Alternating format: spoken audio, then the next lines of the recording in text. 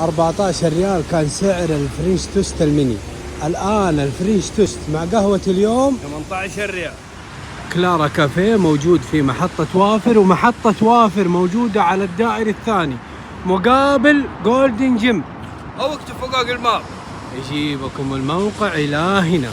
كلارا كافيه موجود في المحطة فيها كافة الخدمات، تقدر تتقهوى وتغسل سيارتك، أو تتقهوى وتفحص سيارتك كمان.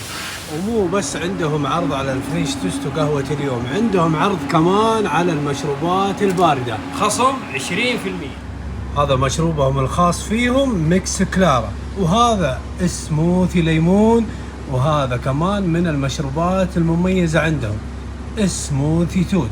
ومن الأشياء المميزة عندهم هذا الدونات، دونات بالزعتر والنوتيلا. هذا الشيء العجيب والغريب والشيء اللي تميزوا فيه.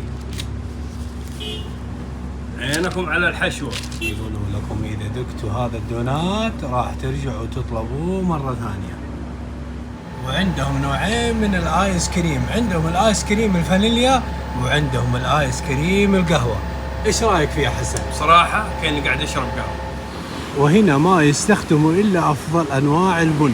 هذا البن الخاص فيهم القهوة اليوم، بن اثيوبي تشيل. ومن الأصناف المميزة عندهم القهوة التركي. هنا في كلارا كافيه يراهنوا على لذتها.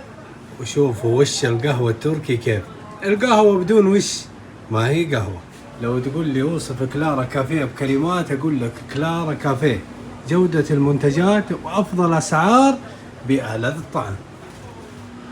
أشهر تطبيقات التوصيل موجودة عندهم، واطلبوا طلبكم وطلبكم يوصلكم إلى حدكم.